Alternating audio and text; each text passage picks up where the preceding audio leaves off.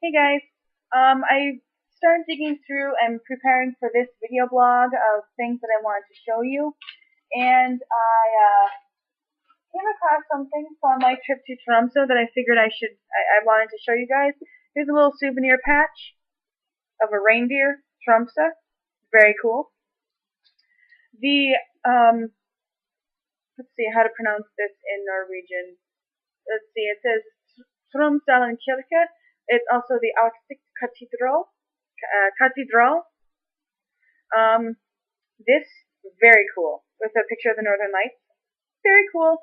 The Northern Lights were really visible in Tromsø, but unfortunately it was overcast. And luckily, I've seen the Northern Lights being from North Dakota. I've seen them before. And there were some people who haven't, and in the part of our group when we went to Tromsø, and they did. And then there's this other postcard which I thought was really, really cool. It's Viking laws, and it just really, it pretty much explains my family. Um, sometimes I really don't think we've changed in 1,000 years. Being mostly Norwegian and Swedish, the Viking laws, I think sometimes there's no way to get around them. Number one, be brave and aggressive. Be direct, grab all opportunities, use varying methods of attack, be versatile and agile, attack one target at a time, don't plan everything in detail, use top quality weapons. Number two, be prepared. Keep weapons in good condition, keep in shape, find good battle comrades, agree on important points, choose one chief. Well, before I get on to number 3 and 4, I can tell you right now that whenever if my dad were to ever say, I wear the pants in the family, my mom's going to say, yeah, and I wash them and I might as well tell you which pair you're going to wear. Really? Not always is the chief who you think it is. My mom's 5'0", but she will cut a bitch, especially if you mess with her children. You mess with me, you mess with my mom. Nobody wants that. I don't want to see it, because my mom's ferocious. Lovable, cute, love her to Della Reese's Pieces, but yeah, don't mess with me, you'll have to mess with mom. So number 3, be a good merchant. Find out what the market needs, don't promise what you can't keep, don't demand overpayment, arrange things so that you can return. Arrange things so that you can return. Very good rules to live by that I really don't think the business model encourages, but nevertheless, very important to know. And I think if the business model were to return to something like that, the world would be better off. 4, keep the camp in order. Keep things tidy and organized. Arrange enjoyable activities which strengthen the group. Make sure everybody does useful work. Consult all members of the group for advice. Pretty decent, I think. Obviously, so maybe not everything is hereditary, especially the whole keep the camp clean. Yeah. So Spain. There I was. Hungover in Spain. Flying hungover is really interesting. So I get off the plane in Spain, where the rain fell softly, and I take a cab.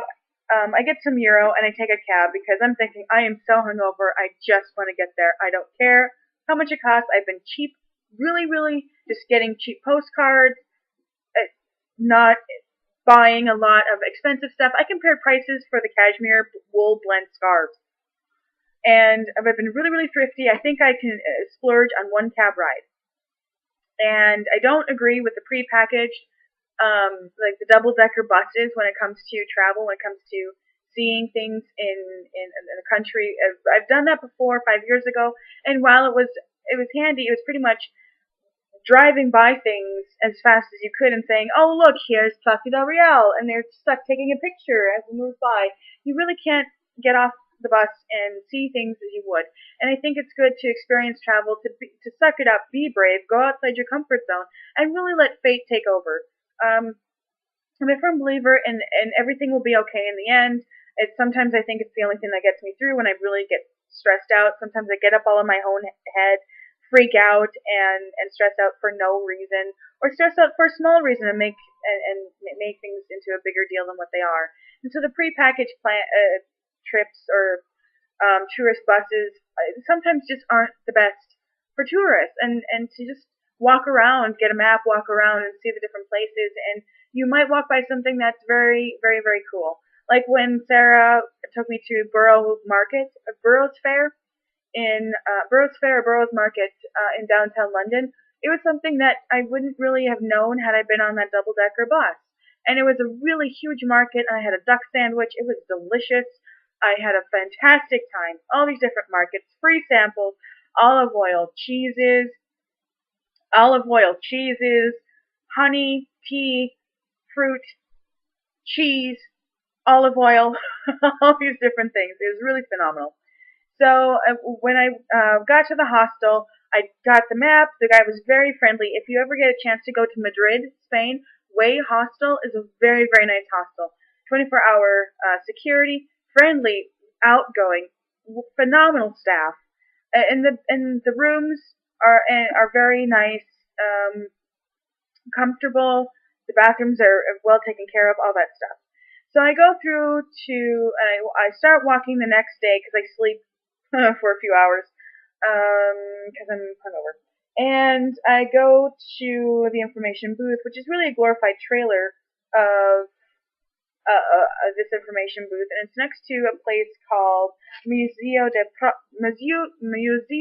Prado. And I didn't do enough research in Madrid before I got there, just thinking, oh, I'll just grab a map and just kind of go around. I should have done a little bit more research and be prepared in that. But I was right next to the museum, and I paid money to go to the museum, and I'm thinking, oh, it's just art, pictures, all that stuff. And I loved it. I got to see De Goya, Rubens, Picasso, Velázquez, all these really cool different places, all these cool paintings. So I have there's some cool bookmarks, and normally when in other museums, when I had seen people using audio guides when it came to St. Paul's Cathedral, which I saw in London, when it came to the British Museum, the Scottish Castle, or Edinburgh Castle, all these different places. I didn't go with an audio guide because obviously English speaking. But here I am. I'm the foreigner. I'm the one who, even though I took 2 years of Spanish, I can read it and pick it apart. But formulating sentences and having a conversation I'm very, very, very lacking in that regard. So I had a few different bookmarks. I got to see the Diego Velázquez La Meninas, or La Familia de Felipe IV. Cuatro. Yeah.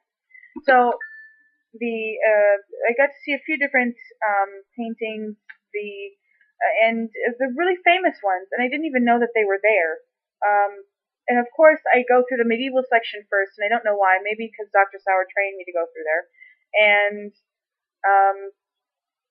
let's see, a lot of different religious paintings, still life,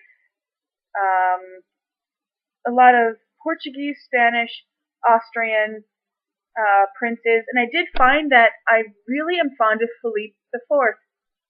I have no idea why. Going through there, I finally found out that there's one that I would prefer, and that's Felipe IV. So there's all these different, let's see, De Goya, Velázquez, let's see, sculptures of all these different cool, like Caesar, Augustus Caesar, all that stuff. Patinier, Dürer,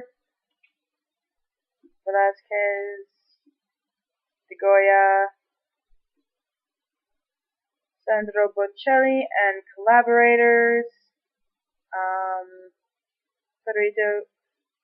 Federico de Madrazo. Yep.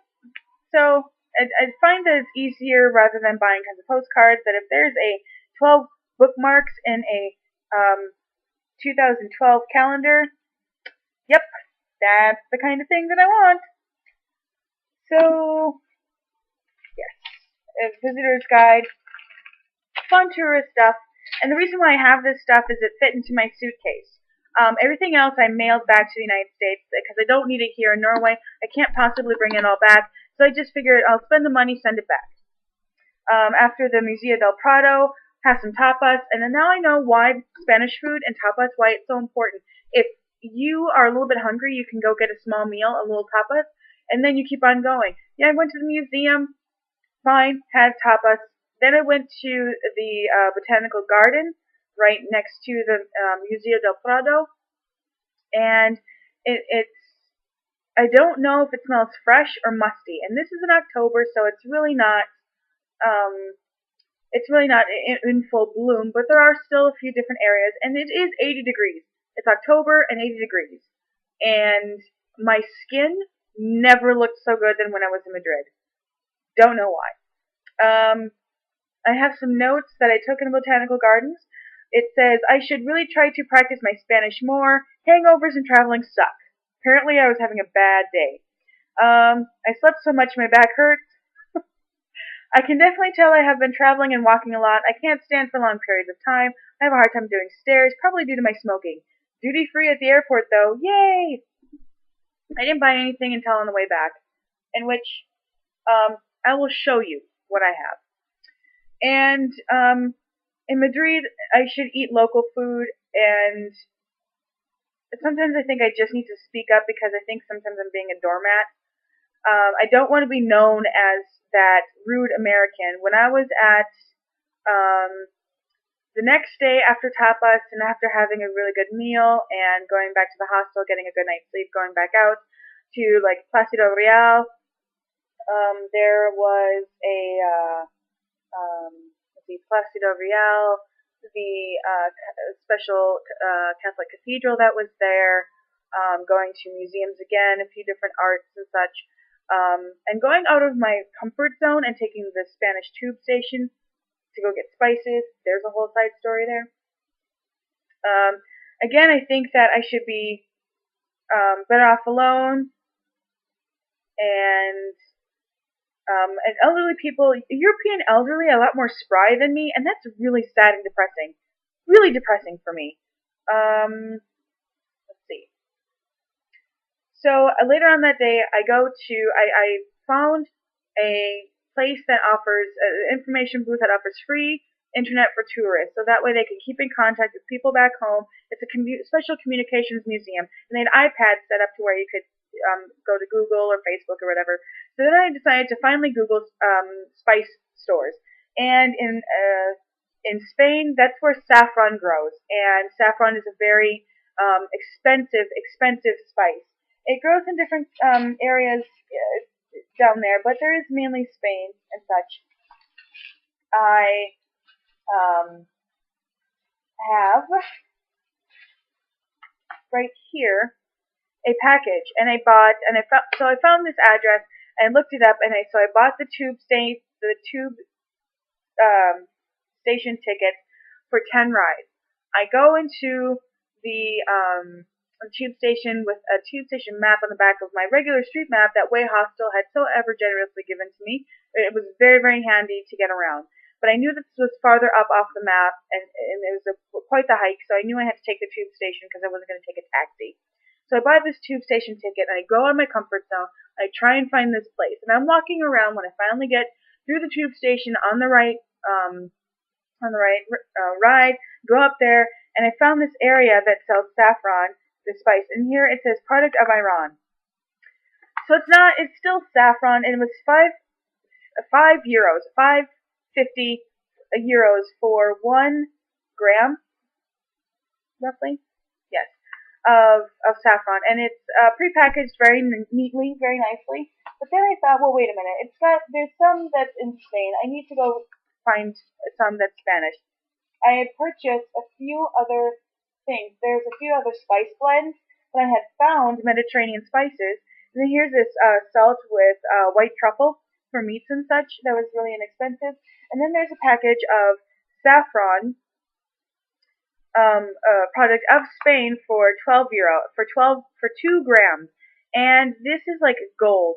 It turns out if you overdose on saffron, you can get high.